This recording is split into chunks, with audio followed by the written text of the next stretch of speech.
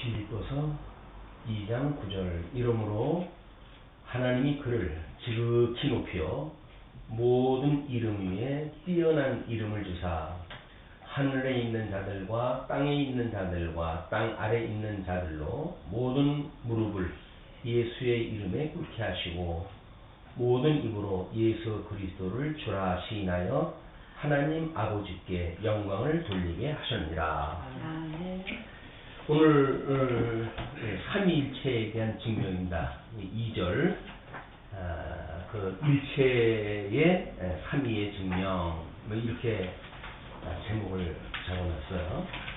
우리 삼위일체의 교리가 6장으로 해서 6쪽입니다. 6장에 성삼위일체로 이제 시작이 되어집니다. 성경과 속성과 기존의 이건 네, 그건 다 끝났죠? 아닙니다. 8월 19일까지. 속성 대비는 유복적 속성까지는. 네. 속성 대비는 그 약조 표시를 다 해놓은 거니까 약수를 다 해놓은 거니까. 나중에 속성에 대해서 공유적 속성하고 비공유적 속성하고 해가지고 또 하나님의 속성 부분만 다시 한번 확인했다 하기로 하고. 오늘은 제6장 성삼위 일체입니다. 삼위일체. 일단 문제되기를 기존 신학이 삼위일체 하나님을 신비와 난제로 말할 수밖에 없는 근본 원인은 무엇인가? 라고 하는 이제 문제를 던졌고, 그리고 하나님의 본질상 속성은 무엇인가? 라고 하는 질문을 또 던졌습니다. 그리고 하나님 자신을 계시할 때 하나님 본체를 직접 보임인가 도구를 통해 계시하셨나 라고 하는 문제입니다. 또 삼위 성부 성자 성령 하나님에 대한 명칭의 성격은 무엇인가 하는 것을 성삼위일체를 논하면서 한번 이제 확인했다 해보자 뭐 이런 그 이야기입니다. 어쨌거나 같은 우리 문제의식을 가지고 한번 살펴보기로 하죠. 1절에 들어가서 이제 삼위교리에 대한 개관입니다. 난해한 계시진리다. 일단 제목을 그렇게 설정을 해놨어요. 교리 신학에서 삼위일체라고 하는 것은 난해한 계시진리다. 그런 거를 이제 두 가지로 나눠가지고 하나는 성경 계시의 독특성을 이제 주장을 했어요. 그래서 삼위일체의 교리는 성경에 기초한 독특한 계시의 진리이며 성경에서 가장 난해한 교리이어서 충분한 설명을 기대할 수 없다. 이미 이렇게 전제를 하고 교리신학에서는 삼위일체를 이야기를 합니다. 우리가 끊임없이 이제 하나님의 뜻이 하늘에서와 같이 땅에서도 이루어지게 하옵소서 라고 하는 내재와 초월이라고 하는 영혼과 계시 세계를 이원론적으로 보는 어떤 세계관이 만들어지기 전에는 나름대로 이게 난해할 수밖에 없는 그런 그 상황입니다. 왜냐하면 예를 들어서 우리가 같은 단어를 가지고 그 이상의 거를 설명한다고 하는 건 어렵습니다. 그 어려운 거를 설명하려고 한다면 기존에 있던 단어의 개념보다 더 넓은 단어의 개념을 써야 그 설명이 가능한 것처럼 우리 성경신학의 어떤 진전적 발전을 무시하고 삼위일체에 대한 이론을 설명한다는 이야기는 같은 설명 방식으로 같은 주제를 설명하기 때문에 그 이상의 설명이 나올 수가 없는 거야. 이거는 어쩔 수 없이 구조적으로 또는 틀에 의해서 더 확장되어지거나 다층적으로 진전적 발전이 있어야 왜 이런 문제가 있었는지 막 이런 것들을 쉽게 설명할 수 있는 그런 우리가 조건이 만들어지는 거기 때문에 이건 신학적 배경으로 해서 어쩔 수 없는 문제이기도 합니다. 그래서 그동안 이제 그 교리신학에서 성경예시의 독특이라고 하는 그런 맥락으로 해서 이거는 충분한 설명을 기대할 수 없다. 뭐 이렇게 이야기를 했어요. 근데 사실 지금 칼빈의 강요의 형식을 보게 되면 성부 하나님에 대한 이론을 설명을 하고 그 다음에 성자 하나님에 대한 걸 또 설명을 하고 그 다음에 성령 하나님에 대한 걸 설명을 했다 했어요. 그냥 기독교 강호의 설명 방식이 성부, 성자, 성령을 차례대로 설명한 방식이기 때문에 사실 교회신학에서 이렇게 이야기했던 것처럼 충분한 설명을 기대할 수 없다 라고 하는 거는 신조상 제한되어진 설명으로 이미 단정되어져 있기 때문에 그 이후에 칼빈에 의해서 칼빈 강요의 성부, 성자, 성령으로 해가지고 그 신학에 대한 전반을 설명했다 했거든요. 충분한 설명이 되어진 거예요, 사실은. 그 충분한 설명을 신조라고 하는 어떤 설명 방식의 제한에 갇혀져 버리니까 칼빈 강요라고 하는 그걸로 충분히 설명되었음에도 불구하고 신조의 그 뛰어넘는 설명을 할 수 없다. 이런 제한을 우리가 보면 아마 틀림이 없다고 보여집니다. 두 번째 이제 이방교와 철학에는 없다. 이런 그 삼일체 교리 같은 것은 기독교를 세계의 모든 종교들로부터 구별하는 아주 판이한 표징이며 유한한 마음의 이해 건너편에 있는 신비다. 이렇게 이야기를 해놨어요. 그럴 수밖에 없죠. 내재와 초월을 하나로 묶어내는 일이기 때문에. 그런데 여기서 설명을 하기를 기독교의 삼위일체는 한 본체에 세 의식적 인격이 존재한다. 그러나 이방 종교의 삼신은 세 신이 모여서 하나가 되었다. 그래서 우리 절간에 가게 되면 뭐 삼신당이 있거나 이제 이렇게 되어져 있잖아요. 그러니까 그런 거는 삼위일체 하나님을 이야기하는 것이 아니라 뭐 이런 삼신을 묶어가지고 뭐 이렇게 해서 섬기는 그런 그 종교는 있지만은 기독교에서 이야기하는 것처럼 삼위일체 하나님을 설명하는 그런 그 종교는 없다. 뭐 이런 그 이야기입니다. 철학에서도 그런 그 방법이 없어요. 이것이 내재적 초월이라고 하는 철학적 주제를 뛰어넘는 내재와 초월이라고 하는 걸 따로 설명할 수밖에 없는 철학에서는 삼위일체를 설명할 방법이 없어요. 또 이방교도 이미 해 아래 종교이기 때문에 영혼이라고 하는 그런 개념이 없고 그렇기 때문에 해 아래에 그런 신을 가지고 삼위일체라고 하는 방식을 설명할 방법이 없어요. 그런데 우리는 이제 가끔 실수로 하는 것이 뭐냐면 삼위일체라고 하는 이 독특한 방법을 해 아래의 방법으로 자꾸 설명을 하려고 하다 보니까 이단들이 자꾸 나타나는 겁니다. 그래서 삼위일체를 설명하다가 만들어지는 이단들이 상당히 많아요. 삼위일체는 그래서 신비고 뭘 좀 더 특별한 설명을 하려고 그러면 불편해지니까 입을 다물기도 하고 그건 신비다 일축하기도 하고 나중에 하나님 나라 가게 되면 하나님한테 직접 물어봐라 뭐 이렇게 이제 이야기하는 사람들도 있게 되어지는데 칼빈의 강요에 의해서 설명하는 방식을 보게 되면 충분히 설명되어져 있어요. 근데 그거를 통섭 성경 개론의 어떤 그 흐름을 따라 가지고 이제 그거를 구조적으로 설명을 하게 되면 이것이 과거에도 이런 방식으로 설명했겠구나 라는 걸 우리가 이해할 수 있을 것 같습니다. 그 다음에 이제 두 번째 중요한 계시진리다 이렇게 이야기했어요. 먼저는 난해한 계시진리라고 그랬고 두 번째는 중요한 계시진리라고 이렇게 이야기를 했는데 또 여기서 문제제기를 친절하게 다뤄줬습니다. 뭐라고 그러냐면 가장 중요한 진리인데 이 신학 전체에 중요한 영향을 미치게 되어질 텐데 그걸 난해하고 해석할 수 없는 신비로 말한다는 것은 문제가 아니냐 그런 그 이야기예요. 근데 사실은 문제는 풀기 위해서 있는 겁니다. 그 문제는 답을 찾기 위해서 존재하는 거거든요. 문제에 대해서 염려할 게 없어요. 지금도 그렇게 과학이 발전하고 수학이 발전했는데도 불구하고 수학적인 명제를 설명하지 못한 것이 몇 가지가 있습니다. 뭐 그 사람들이 답이 없어가지고 못 푼 게 아니에요. 아직까지 발견을 못했다는 이야기거든요.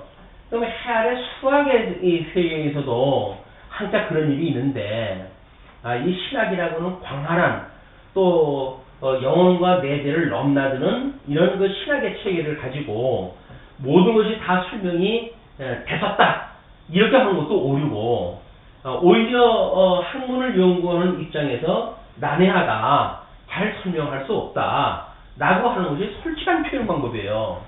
그럼 왜 그랬을까? 라고 하는 걸 설명을 해서 이런 거는 이렇게 구조를 설명을 하게 되면 되지 않을까?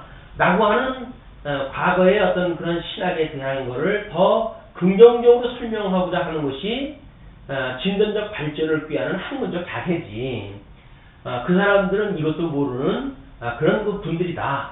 그러므로 모든 것들이 문제다 라고 해가지고 제거시킨다는 그 이야기는 한마디로 학문적 자세가 아니다. 모든 학문은 문제가 있어요. 어려움이 있어요. 완전한 학문으로 해서 완성되어진 게 아닙니다. 신학도 마찬가지이기 때문에 그렇게 과거의 선배들이 왜 이것을 난해하다고 보았을까, 또는 뭐 이 중요한 기시주의라고 했으면서도 이런 그 문제에 대해서 왜 아직도 그것이 설명이 미진할까 라고 하는 문제는 오히려 우리들한테 이제 우리들이 보고 있는 관점이 이걸 충분히 설명할 수 있는 방식이라고는 어떤 설명 방식이 나오게 되면 오히려 더 진전적 발전을 우리가 했다 라고 하는 어떤 하나님의 은혜를 우리가 깨달을 수 있는 거기 때문에 이건 부정적으로 볼 것이 아니라 긍정적으로 봐야 됩니다. 심지어 우리의 고난의 이 사건도 그 고난의 사건을 통해서 회복의 역사를 우리가 볼 수가 있고, 그러므로 예수 그리스도의 죽으심과 부활이라고 하는 이런 그 복음을 깨닫는다고 하는 우리 그 신학자들이 겨우 과거에 뭐 미진하다 뭐 이런 걸 가지고 차별화를 하려고 그러고 우리는 그거를 다 풀었다 뭐 이런 식으로 해가지고 자랑을 한다든지, 그리고 과거의 믿음의 선배들을 우습게 여긴다든지 이런 것은 이건 말이 안 되는 일이다. 좀 더 우리가 정말 겸허한 자세로 과거에는 믿음의 선배들이 어떻게 보아왔는가, 그때 당시에 신학적 배경을 가지고 이 정도만 설명을 했다고 하는 것도 대단한 거다. 그렇다고 한다면 너희들은 밥 먹고 뭐 했냐, 진전적 발전 후에 뭔가 했다고 한다면 더 뭔가 발전적인 대안을 제시하고 설명을 하다 해야지, 뭐 과거를 비난만 하고 있냐 뭐 이렇게 해가지고 오히려 다른 사람들한테 별로 그렇게 좋은 인상을 주지 않았습니다. 그래서 할 수만 있으면 우리가 마음을 열고 긍정적으로 설명할 필요가 있다. 이렇게 이제 보면 좋을 것 같아요. 이제 그렇게 했을 때 이 교회신학에서는 뭐라고 그랬냐면, 첫 번째 5가지 정도로 좀 이제 나눠놨죠. 5가지 정도로 나눠놨는데, 첫 번째, 신학 전체에 영향을 미친다. 왜 중요한가? 왜 중요한 계시 진리인가? 신학 전체에 영향을 미치기 때문에 그렇다는 거예요. 신학 전체에 영향을 미치는 건 사실 아니에요? 근데 가장 중요한 진리고 신학 전체에 중요한 영향을 미친다고 하면서 난해하고 해석할 수 없다고 하는 신비가 뭐냐? 이렇게 대표되면 모르겠다는 거예요, 지금. 이미 교신학에서는 신학 전체에 영향을 미친다 이렇게 이야기를 했어요. 그리고 하나님 사상의 풍부하에 아주 일조한다. 또 하나님의 영원한 존재에 대해서 조명을 한다 라고 이야기를 했잖아요. 그럼 영원한 존재라고 하는 그 이 의미는 이미 계시되어진 어떤 그 지금 뭐 우리 해 아래에서 천하 사역을 설명했던 그런 그 방식을 뛰어넘는 영원한 존재를 이미 이야기했다는 것은 이분들이 모든 전제를 이미 다 이야기를 한 겁니다. 다만 설명 방식을 우리가 좀 더 구조적으로 이야기를 했다는 거지, 이분들이 영원한 존재를 이야기하지 않는 게 아니잖아요. 영원한 하나님을 이야기를 하고 그 다음에 삼위 하나님의 그런 거를 이야기를 하고, 그 이야기는 우리가 말하고자 하는 신학적 배경을 이분들이 다 이미 말해 놓은 거라니까요.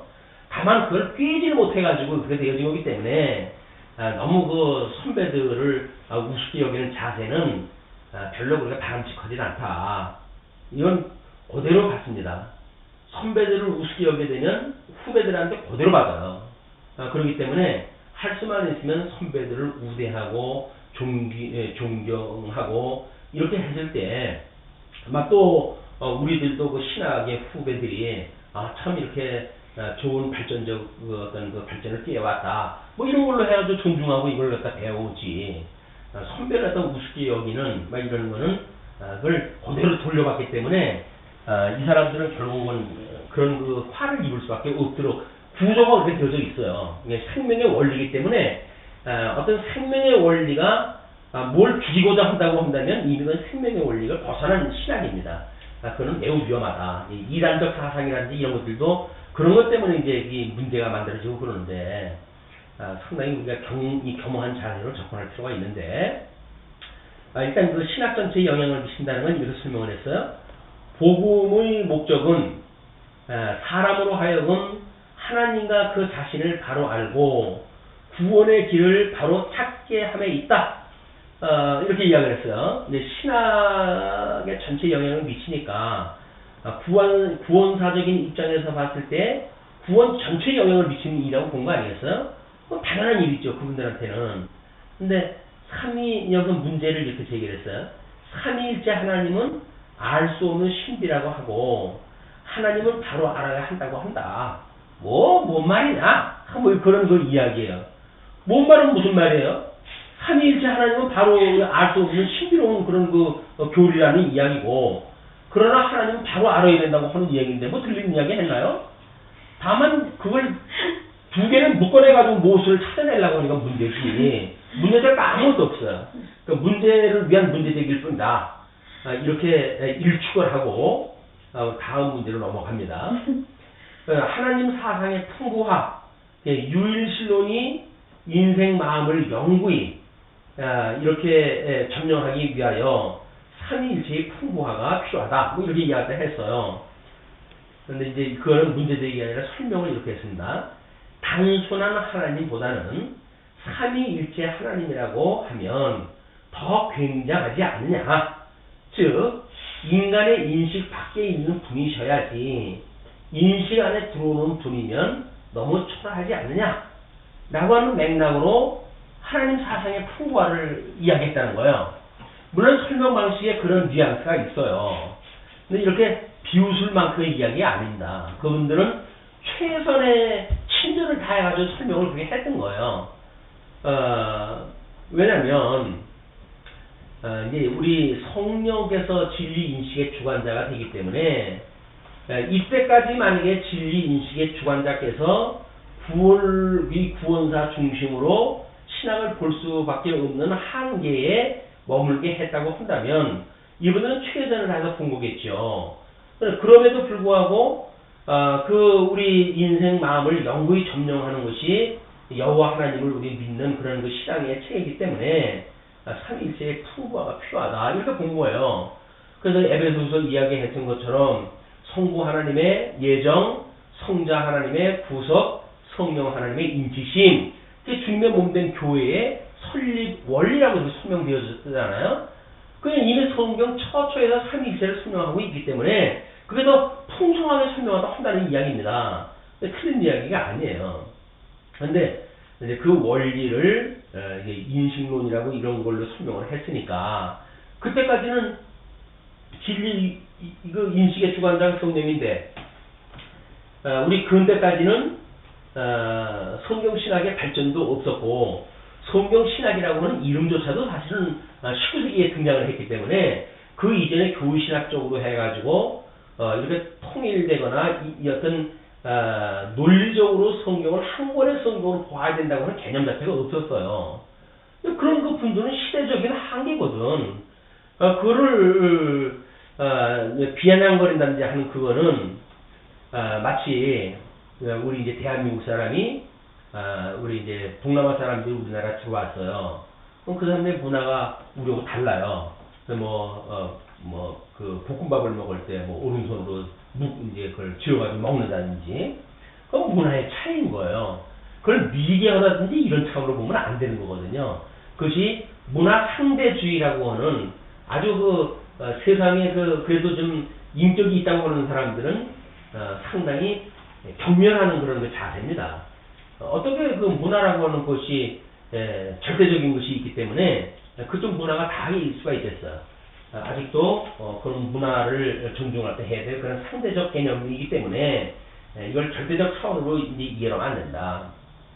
성경신학도 마찬가지죠. 성경신학이 다른 신학하고 비교했을 때 진전적 발전이라고는 상대적 개념으로 이해를 하지 않고 성경신학은 절대적이야 라고 말하는 순간 그건 이단이에요. 성경만 진리지 성경신학이 뭐가 진리입니까?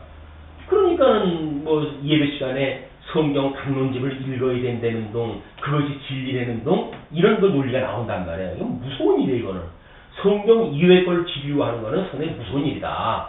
그러니까 성경만 진리고 우리는 그 성경인 진리를 좀 더 확실하게 분명하게 또 논리적으로 또는 사실적으로 이걸 다른 사람들이 이해하기 쉽게 어떻게 하면 설명할 거느냐라고 하는 친절한 복음을 증거한 증인으로서 다세가 필요한 거지.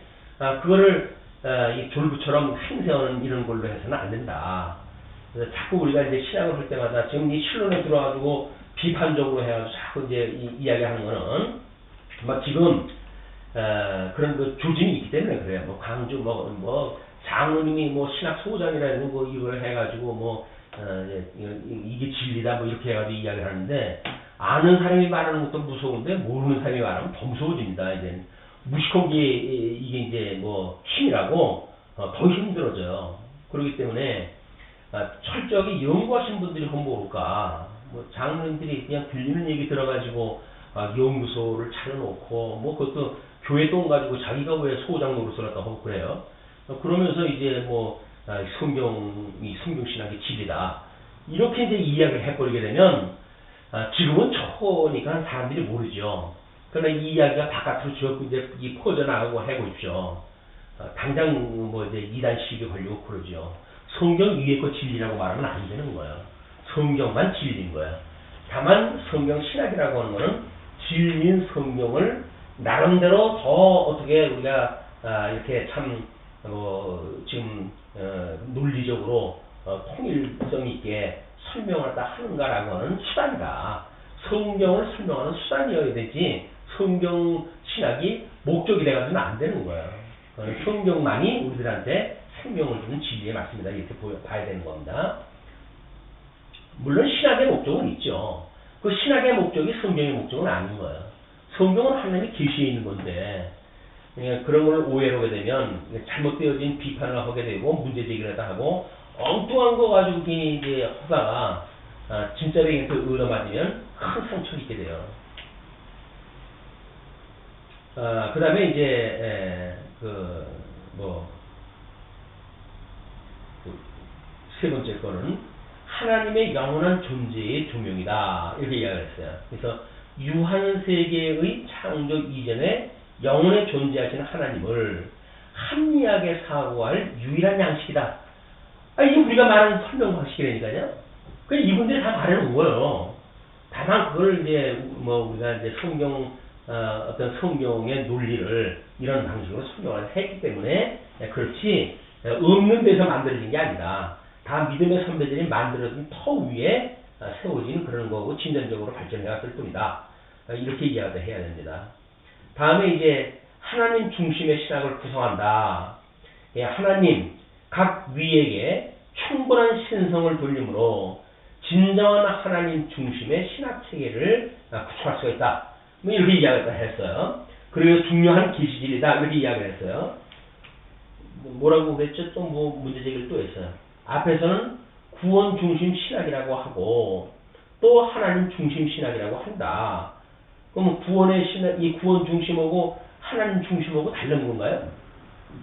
이게 이제 어떤 구원사라고 하는 그거를 하나님 나라 중심으로 보기 때문에 그분들이 우리보다 한 수 아래다 라고 보는 전제 때문에 이런 비판이 나오는 거예요. 한 수 아래가 아닙니다. 그분들은 구속을 중심으로 해서 성경을 이해를 했고 그리고 이제 진전적 발전 후에 하나님 나라 중심으로 해서 성경을 본 세대가 이제 만들어진 거예요. 그건 성경신학에서만 이야기한 게 아니야. 하나님 나라 중심으로 본 거는 이미 구속사의 문제를 가지고 한계를 느낀 사람들이 하나님 나라 중심으로 해서 성경을 보기 시작했다. 그렇기 때문에 성경신학을 하신 분들이 하나님 나라를 처음 자기네들이 말한 것처럼 이렇게 이야기를 하면 안 됩니다. 이미 다른 분들이 다 이렇게 보아왔어요. 그거를 좀 더 성경의 근거를 가지고 설명을 했다. 그런 이야기거든요. 근데 오늘날 와가지고 그 구속이라고 하는 하나님의 의라고 하는 문제와 하나님 나라라고 하는 두 개 문제를 다 봐야 된다고 만약에 우리가 제시를 갖다 했을 때 그럼 어떻게 이야기를 할 거예요, 이분들은? 그런 일 이렇게 안 된단 말이에요. 이런 망언을 하게 되면 다음 후속 타자한테 직격탄을 맞아 버리게 되잖아요. 네, 이런 거는 아주 겸허하게 우리가 이야기할 필요가 있다.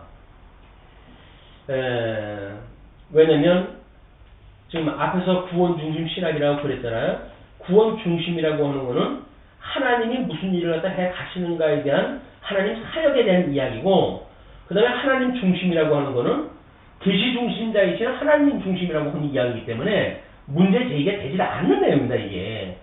예를 들어서 하나는 방법을 이야기했고, 하나는 목적을 이야기를 했고, 하나는 주체를 이야기를 했는데, 그 세 가지를 말하면서 이게 다 모순이다. 이렇게 말을 하게 되면 문제 제기한 사람의 머리가 이게 돌아간 거지. 그 불편을 갖다 하려면, 뭐 방법을 제시했는데 방법에 1, 2, 3 뭐 이렇게 해가지고 이것이 모순이 된다고 하면 모르지. 하나는 방법을 말했고, 하나는 사역을 말했고, 뭐 하나는 주체를 말했고, 근데 그거를 상대적으로 비평한다는 건 말이 안 되는 거야. 그럼 뭐 우리는 복음서를 이야기할 때 중보의 삼직을 통해 가지고 예수 그리스도 증거했고, 신부를 통해서 증거했고, 그리고 사역을 통해서 증거했고, 그다음 품위를 통해서 증거했는데 증거한 내용이 전부 다를 거 아니에요. 왜? 그건 각도가 다르게 설명을 했으니까 그럼 다 모순이지. 그럼 이거 스스로 자기 발등치는 일인데 이런 얘기를 했다고 해요. 자, 그리고 이제 거기에서 신학과 하나님 중심 신학을 구성하는데 중요하다고 하는데 현재까지 미정립됐다. 그런 그 이야기예요. 뭐 신학이 이제 아직 뭐 이분들이 문제 제기한 건 문제 제기한 건 남았다. 그런 그 이야기입니다. 우리는 답을 찾았다. 이제 이 이야기를 하고 싶은 거죠. 다음 5번째 구속적 진리의 열쇠. 삼위일체 교리 해석이 안 되는데 구속적 진리의 열쇠가 될 수 있다는 말인가? 이렇게 이야기를 해요. 또 구속사 신학은 인간을 본의로 하는 인본주의 신학이다. 그럴까요? 하나님 중심으로 본다고 그러지 않았나요? 근데 구속사 신학, 그 인간 구원을 하나님 구원을 갖다 했다고 해가지고 그게 인본신학, 인본주의가 되나요? 그 주체가 하나님인데 하나님이 하신다는 이야기 아니었어요? 근데 이게 왜 인본주의로 둔갑을 해버리죠? 그러니까 이걸 만약에 박형용 박사가 지금 일어나가지고 이걸 보게 되면 뭐 이런 무식한 놈들이 다 있나 해가지고 고발하죠. 이건 본래의 문장을 제대로 이해하지 못하고 문제 제기를 위한 문제 제기로 끝나버리는 겁니다. 그리고 거기다 가로를 쳐놓고 또 한마디 더 하죠. 뭡니까? 우리는 하나님 영광을 위하여 하나님 주권으로 이렇게 설명을 해요. 근데 이걸 이미 종교 개혁 때 칼빈이 다 이야기한 거예요. 우리가 이야기한 게 아니라니까요. 칼빈이 다 이야기를 했어요. 칼빈이 이야기했던 그 신학 위에 지금 교회신학이 이렇게 진전적으로 발전하다 해왔기 때문에 우리가 말하고자 했던 것들이 이미 다 교회신학적인 주제를 해가지고는 과거에 믿음의 선배들이 다 말했다 해왔다. 이거 가지고 문제를 삼고 자꾸 말썽 부리고 그러면 신학계에서 퇴출당합니다. 조심해야 돼. 오늘 2절까지만 한번 볼까 싶은데, 그래서 그 2절이 일체의 삼위의 증명이에요. 하나의 본체를 가지신 하나님이 삼위를 가지신다. 우리는 성경 공부를 갖다 하면서도 끊임없이 확인하는 일이기 때문에 쉽게 그 개념이 들어오지만 이 교신학적으로 구조적으로 설명하다 하는 데는 상당히 어려움이 있어요. 그러니까 먼저 그거를 이 교신학이라는 것이 이제 철학적 어떤 그 설명 방식을 많이 쓰지 않습니까? 그러니까 이게 어렵긴 어려운 거예요. 성경 신학적으로 설명한다는 이야기는 이걸 구조적으로 설명을 하기가 쉽지만 철학적으로 여러 공격해오는 사람들에 대하여 방어할 수 있는 다각적인 그런 그 이유들을 설명하다 해야 되고 그러기 때문에 여러 가지 설명 방식이 있을 수밖에 없습니다. 왜냐면 교회에서 이제 우리 근대에 들어와가지고 삼위일체가 정립이 되어지고 그다음에 웨스트민스터 신앙 고백을 할 때 삼위일체에 대한 걸 완전히 이제 못을 박아놨단 말이야. 그러면 그 이전까지 삼위일체를 설명하다가 이단으로 무너진 사람들이 한둘이 아니거든요. 그럼 그 사람들이 무엇을 어떻게 잘못했길래 이단으로 되어졌는가 그런 거를 설명해주지 않으면 후대 사람들이 안전하지가 않잖아요. 똑같은 실수를 하다 하니까. 그러니까 그런 것을 막기 위해서 여러 가지 주제를 가지고 다 이걸 방어를 하기 때문에 복잡해진 겁니다. 우리 것만 말한다고 한다면 신조처럼 그냥 우리가 믿는 거를 우리가 말하는 것처럼 말해버리게 되면 그냥 우리 거적인 방법은 돼요. 그러나 다른 사람이 만약 공격을 갖다 해올 때 거기에 답이 있느냐면 답이 없습니다. 그냥 일방적인 선언이에요. 우리는 삼일체가 이렇다라고 하는 선언이지 그것이 변증적인 것이 아니기 때문에 일방적인 거란 말이에요. 그냥 선포야 선포. 성경을 가지고 성경이 이렇게 말해. 그래서 선포했기 때문에 성경을 합리적으로 의심을 가지고 있는 자들 또는 철학자들 또는 뭐 다른 이 교파적인 이해관계가 있는 사람들이 그렇다고 한다면 이런 문제가 있는 거 아니야? 라고 문제 제기를 할 수가 있다는 거죠. 그럼 문제 제기를 했다고 하는데 우리는 그럼 어떻게 할 거야? 우리 설명 방식이 상당히 요약적인데 그거 어떻게 할 거야? 그 사람들이 설명하는 방식이 대용적으로 설명하다 해줄 것 아니겠어요? 그럼 또 마찬가지인 거예요. 이제 이 사람들 방식이나 또 그 사람들이 말하고 공격하는 주제를 가지고 나름대로 우리 걸 설명해야 되기 때문에 똑같은 원리인 거예요. 이게 철학적인 변증 방법은 얼쓸 수 없는 이 다양성을 가지고 있다. 그거는 학문적 어떤 방법의 문제지. 그거는 무슨 신학의 체계가 모자라기 때문에 그렇다. 이렇게 매도하는 거는 이 교실학자들이 보게 되면 참 한심하지요. 그 수많은 그 이단자들이 공격을 했다 해오는 그거를 그래서 이거는 이러기 때문에 안 돼. 이거는 이러기 때문에 안 돼. 이거는 이렇게 해서 이렇게 되어져야 돼. 이런 것들을 교실학자에서 철학적 분석적으로 이걸 전부 대응을 한 거기 때문에 복잡할 수밖에 없는 거예요. 네, 그런 어떤 학문적 특성을 무시해놓고 뭐 성경신학에서 어떤 합리적 명제를 만들어냈다. 그래가지고 그걸로 다 일축을 갖다 하려고 그러면 아니 그거 가지고 모자라는 것이 있다고 그러는데 질문할 수밖에 없잖아요. 그럼 질문하는 사람에 대해 대답해줘야 될 거 아니겠어요. 그럼 대답하면 입장이 나는 거니까 또 그냥 그것이 뭐 특별하기 때문에 한마디로 이야기 되어지는 게 아니에요. 그냥 우리가 그렇게 선언을 갖다 하는 것 뿐이에요. 우리는 성경을 읽어보니까 구약은 하나님이 여호와였고 신약성경은 예수 그리스도였더라. 그러므로 예수가 그리스도이므로 우리 하나님은 언약대로 이신 여호와다. 라고 하는 명제를 우리가 이야기한 것이지. 다른 방식으로 다른 분들이 질문을 할 때 해오게 되면 그건 이렇고 이러니까 이렇습니다. 라고 설명을 또 해야 돼요. 그렇다고 하면 그건 육적 계시의 방법이고 뭐 이건 영적 계시의 방법이고 이건 실체적인 거고 이건 모형적인 거고 해가지고 전부 나눠가서 설명을 또 해야 되거든요. 우리가 말한 것이 명제지 그 사람들은 명제를 인정하지 않으면 어쩔 수 없는 거라니까. 뭐 우리 신조처럼 그냥 우리 기독교 교회에서 이건 신조로 다 그렇게 인정을 해야 된다는 거예요. 그래서 그거를 벗어나는 사람들은 이단이라고 하겠다 그 얘기예요.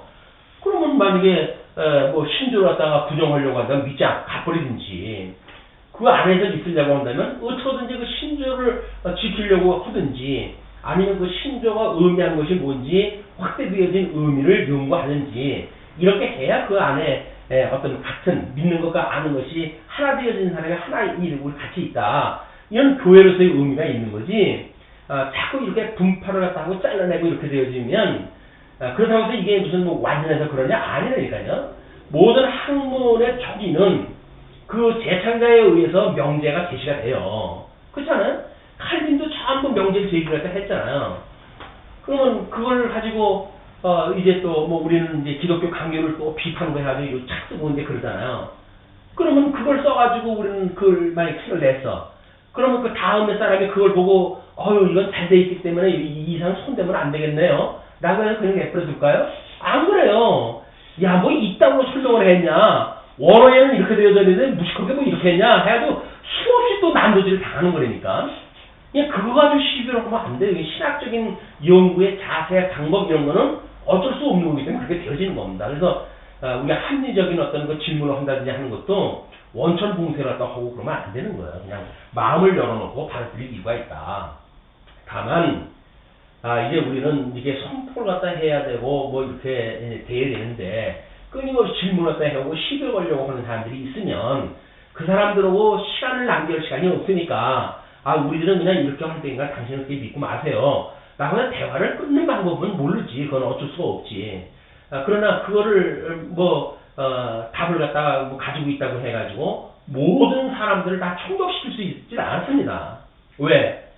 아니 진리 인식이 아니면 성령의 소욕에 의해서 주어지는 특별한 영역 아닙니까? 그럼 합리적인 질문을 가지고 있는 사람은 성령의 소욕 바깥의 것들이에요. 그런 걸 가지고 설명을 갖다 질문을 갖다 해보는데 어디서 있다는 거예요.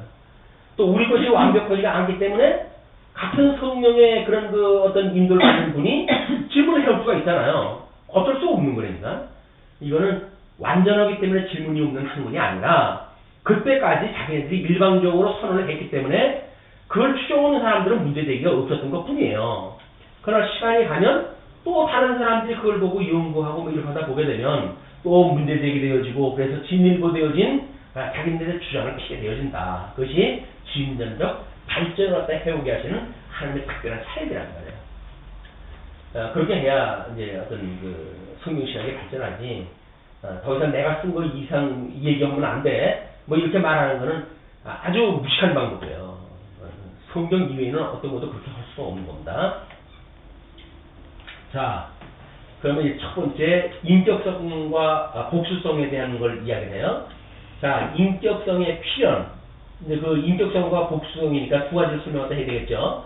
그러니까 처음에 인격성의 필연을 이야기를 하는데 공유적 속성들은 그를 이성적 도덕적 치유로 계시하므로 인격성을 강조하여 사람은 한 인격이요 하나님은 세 인격이시라는 것이다.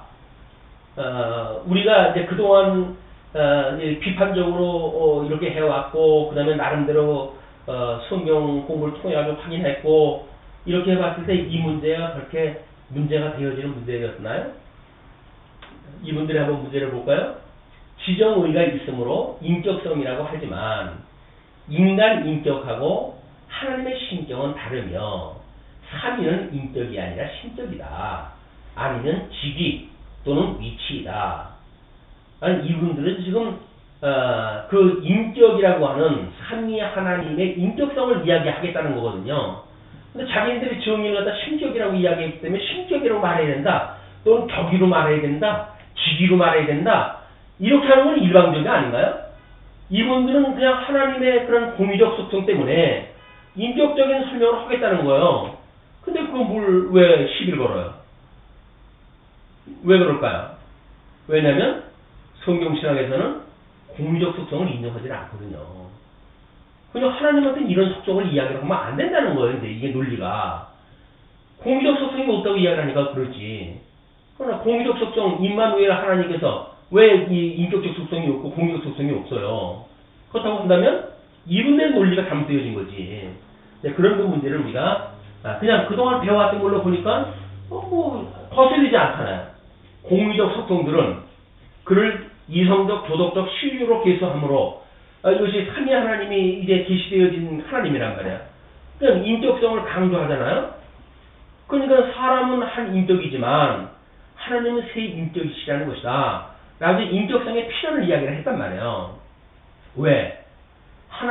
성부 하나님도 인격을 가지셔야 성부 하나님의 사역을 하시고, 성령 하나님도, 하나님이 보내신 아들인데, 하나님이 낳은 아들인데 하나님하고 다른 아들이 있나요?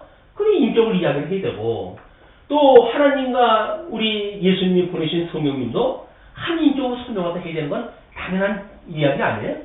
너무나 자연스러운 이야기죠. 뭐가 문제예요? 근데 그것이 삼위는 인격이 아니고 신격이고 이렇게 이야기도 하면서 이분들이 말하는 걸 굳이 왜 자기네들 방식대로 시비 거냐고요. 안 되는 거예요. 당신은 그동안 뭐 했는데 맞아요. 나는 이렇게 배웠기 때문에 어쩔 수 없어요. 그러나 연구하다가 보니까 얼굴이 뜨거워가지고 볼 수가 없어. 너무 이게 좀 무지몽매한 그런 가운데서 바보들의 행진을 갖다 했던 것처럼 가끔가다 인터넷 코미디 프로에서 그런 거 나오더라고요. 저요 하면서 말하고 해야 되고 지 얘기만 다라고 이렇게 이야기하는 사람 나오고 그러잖아요. 예, 그런 것처럼 지네들 몇 명이 모여가지고 그 다라고 이야기했던 그런 거에 제가 표를 한 20년 보냈다고 하는 그런 그거는 그런 입장에서 보게 되면 얼굴이 뜨겁습니다. 근데 그런 이 아주 부족하고 그 다음에 천박스럽고 그런 학문의 터전에 집어넣기 때문에 하나님께서 또 그거를 뒤집어 엎고 다시 비판적으로 볼 수 있는 이런 시야를 줬지요. 이 안에 어떻다고 한다면 이런 걸 모를 거 아니겠어요. 이는 하나님의 은혜로 도와줄 수밖에 없는 겁니다. 자, 두 번째 이제 복수성의 타당성을 이야기합니다. 또 문제 제기를 했다 해야죠. 예. 기존에서 하나님의 삼위를 말하는 이유로 복수성을 말하지만 성경에서의 크심의 표현은 삼위일체가 아니라 크시다의 뜻으로 해석해야 한다. 지금 여기서 삼위를 말하는 이유로 복수성을 말하는데 그 복수성이라고 하는 엘로힘, 에론이라고 하는 단어에서 가지고 있는 복수성을 말한다는 이야기거든요. 근데 이분들은 그 얘기 하려고 하는 것도 아니에요, 사실은. 그거보다 더 광의적인 설명을 하려고 그러는데, 단어가 삼위일체라고 하는 걸 설명할 때, L이라고 하는 것이 복수형이다. 그러므로 하나님은 복수형으로 설명되어야 된다. 뭐, 이렇게 이제 설명을 했다고 하는 이야기인데, 한번 보세요. 첫 번째 뭐로 이야기를 하죠? 자의식의 세 요소가 아니면, 자기 묵상, 자기 인식, 자기 교통이 불능하시다. 이걸 설명도 했어요. 그 자의식의 세 요소가 아니면 삼위 하나님이 가지고 계신 그런 그 요소가 아니었을 때에는 자기 묵상, 자기 인식, 자기 교통이 불가능하다. 그거에 대한 문제를 이렇게 제기를 했네요. 하나님이 한 분이 계시면 자기 성찰도 안 되고 자기 인식도 안 되고 즉 나 혼자면 나를 설명하지 못한다 라고 하는 인간 본의의 철학적 사고다 이렇게 이야기했거든요. 이 이야기가 아니에요. 무슨 얘기냐면 자의식의 세 요소 이게 스스로 하나님의 삼위로 계시가 되어졌기 때문에 하나님에 대한 걸 설명하려고 한다면 성부, 성자, 성령이라고 하는 그 세 요소가 있어야 설명이 되어진다는 거예요. 그리고 예수님이 세례를 받을 때 누구를 갖다 증거를 삼지요? 성부 하나님과 성령 하나님 두 분을 갖다 모셔가지고 증거를 받아요.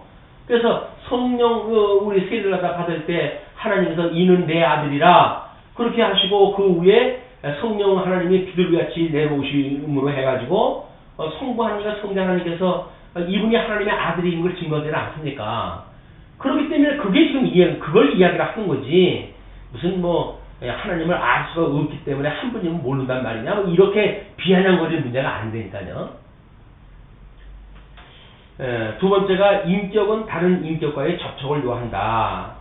동등한 인격들과의 우리 이제 그런 교류 이런 것 그런 걸 떠나가지고 생각하기가 불결하다. 동등한 인격들과의 교감을 떠나가지고는 생각하기가 불능하다. 이걸 설명할 때 했어요. 하나님이 외롭지 않도록 필요하다. 이제 이렇게 가지고 한마디 달아놨어요.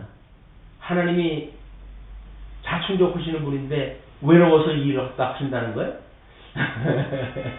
이 사람들이 오히려 하나님을 만홀히 여기는 일로 돼버리고 말아요. 이렇게 하다 보게 되면 하나님은 자충족하시는 분인데 외로워도 이렇게 하신다는 거예요?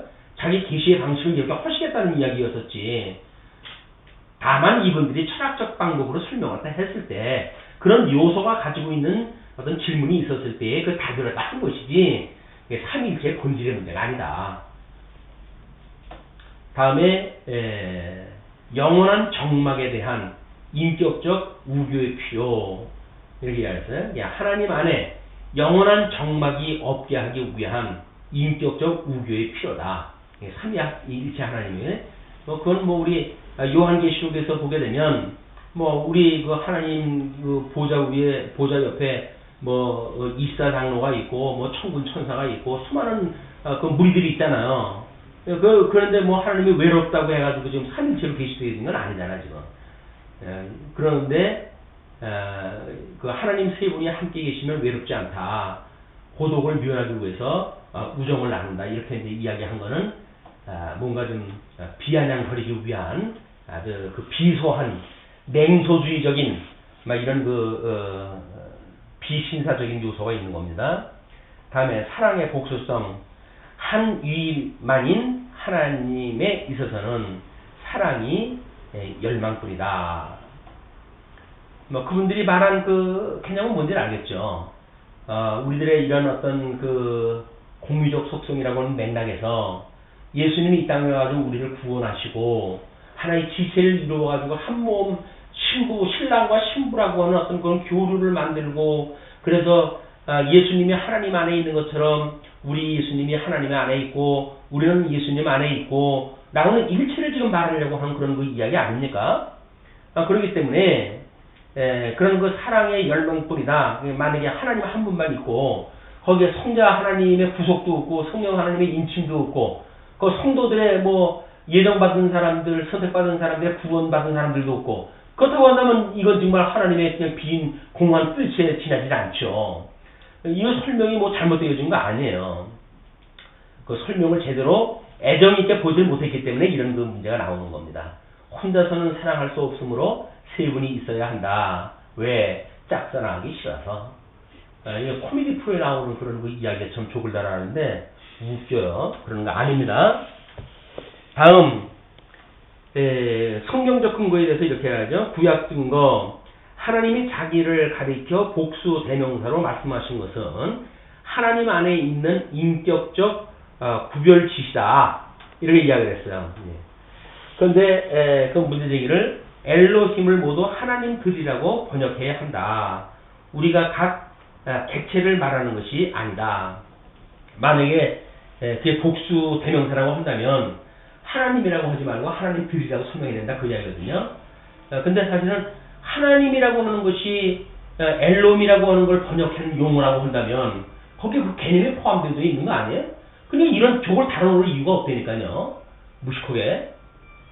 그리고 앞에 하나님이라는 말이 엘로임이라는 복수명사로 본 주어가 복수이므로 그 다음에 받는 대명사도 우리라고 쓴 것이지 삼위일체를 말하기 위함이 아니다. 그거는 이제 1장 27절에서부터 28절까지 이야기했을 때 그 이야기죠. 우리의 형상을 따라 사람을 짓고 라고 했을 때 그런 걸 이제 들어가지고 이야기를 하는 거예요. 우리라고 쓴 것은 앞에 그 본 주어가 복수이기 때문에 그 수로로 설명되어지는 그 대명사도 우리라고 쓴 것이다. 뭐 이렇게 이제 설명을 딱 하는 거거든요. 그런데 우리라고 설명되어지면 어때요? 그것이 이런 사전적 이런 그 의미도 사실은 이분들이 말하는 것이 신뢰가 안 갑니다. 왜? 이분들은 원어를 공부하신 분들이 없어요. 그러니까 이런 그 설명 방식도 매우 조심스럽게 검토가 필요한 일이다. 자, 그 다음에 하나 이상 수의 하나님의 위, 메시아가 발언자가 되시어 자기의 하나님의 아들이심을 말씀하셨다. 그렇게 또는 하나님과 그의 성령을 말하셨다. 이렇게 이야기가 하기 때문에 하나 이상수의 하나님의 위를 이미 성경에서 말했다 그 얘기죠. 그런데 본체에서 나타난 사역상의 수이다. 아니 지금 삼위 하나님에 대한 것이 그렇다는 거 아니에요? 근데 뭐 사역상이 그렇다는 둥 본체가 그렇다는 둥 왜 그걸 가지고 시비를 해요? 누가 그렇대 아니라고 그랬어요? 뭐라고 그랬어요? 문제제기는 다만 이렇게 설명을 하다 문제제기가 없으면 강론이 안 되는 거야. 이게 뭐 차별화가 되어져 가지고 그래요? 뭐 소리 들어야 되는데 그러기 위해 아주 사사건건 문제제기가 한 거예요. 너무 번거롭게. 자, 여호와의 천사를 여호와의 동일자로 다른 편에 그와 구별된 자로 제시하였다. 여호와의 천사를 여호와의 동일자로 다른 편에 그와 구별된 자로 제시했다. 이는 위적 구별의 표시이다. 그래서 모세가 만났을 적에도 가시나무 떨기 후에 사자가 나타났다고 했잖아요. 근데 그 뒤에 하나님께서 일러 가라사대 이렇게 하나님은 또 설명되잖아요. 그런 걸로 해서 이것이 위를 설명했다 했다 이렇게 이야기하는 겁니다. 여기는 문제제기 안 했나 모르겠어요. 하나님의 지혜와 하나님의 말씀의 묘사다. 이제 뭐 삼위 하나님에 대한 설명이 성경적인 근거는 그래서 지혜의 말씀을 인격화하여 제시했다 한 것이다. 다음 성령의 인격성의 표시, 성령을 인격의 존재로 나타냈다. 여기에 또 문제제기가 했어요. 삼위의 지식이 다르면 한 본체 안에서 서로 충돌이 된다. 그래서 성령의 인격성의 표시를 성령을 인격의 존재로 나타내기 위해서 그랬다고. 그러니까 삼위의 지식이 다르면 한 본체 안에서 서로 충돌됨이 없다. 충돌이 된다. 이렇게 이야기를 했어요. 근데 삼일체에서 그 일체를 설명할 때 뭐라 그래요? 하나님의 권능과 능력과 모든 영광과 본질이 하나라고 그랬어요. 여러분 이게 모순이 될 수가 없는 거라니까요. 서로 충돌이 될 수가 없는 거예요. 다음 이제 그 신약 성경 증거를 이렇게 이야기합니다. 하나님은 유일이시다. 절대적 유일신 신앙을 포함한다. 이제 포함한다 그러니까 할 얘기가 없죠. 성부, 성자, 성령이 각각 다 하나님이시다. 참 하나님을 말하는 동시에 성부, 성자, 성령을 각각 다 하나님으로 인정한다. 성부, 성자, 성령의 인격적 교제, 성부, 성자, 성령을 상호 인격적 교제의 대상으로 말을 했다. 라고 이야기를 했더니 유기적 교제, 오른손과 왼손의 교제, 객체와 객체끼리의 교제가 아니다. 이렇게 이제 이야기를 했어요. 언제 객체끼리의 교제라고 이야기를 했나요? 그게 아닙니다. 여기는 또 뭐 김씨와 경씨 교제 이렇게까지 또 정씨의 교제, 김씨는 누구, 정씨 자기인가 본데 다르게 그 설명을 했어요. 다음 삼위의 동렬의 여러 구절에서 아버지와 아들과 성령의 이름으로 세례를 주라 라고 이야기를 했고, 축도를 갖다 이야기를 하지요. 고린도 후서 13장 13절, 그 다음에 그리스도가 받은 세례, 예수의 탄생 예고 등 이런 걸 갖다 이제 삼위 동렬의 여러 구절들이 삼위일체의 신약 성경적 증거다 라고 이야기를 했더니, 아버지가 알고 나는 모른다. 성령이 와서 가르치면 알게 된다. 이는 동렬이 아니라 차등이다. 이렇게 이야기를 했어요. 그러니까 삼위 하나님은 이분들의 논리라고 한다면 차등적이다 그 이야기 아니에요. 그 본질이 동등하지 않다 그 이야기 아니에요. 이게 자칫 잘못하게 되면 이단의 발목을 잡히게 되어진단 말이야. 이게 하나님이 우리 아버지는 알고 나는 모른다라고 하는 그 이야기는 계시의 방식을 설명하다 한 거 아닙니까? 결혼의 그 제도를 통해 가지고 언제 주님이 오실 것인지에 대한 그걸 설명하는 거지. 본질적으로 예수님은 모르고 하나님을 알고 지금 그걸 설명하는 게 아니잖아요. 예화를 가지고 이것도 본질처럼 덤벼들거나 이렇게 하면 참 우리가 할 얘기가 참 없어집니다. 말할 상대가 돼야 말을 갖다 하지. 이게 함께 놀던 물인데 나와서 보니까 어떻게 다른지 도대체 냄새 맡기가 역겨웠고 그러네요. 자, 3절은 다음 시간에 보죠.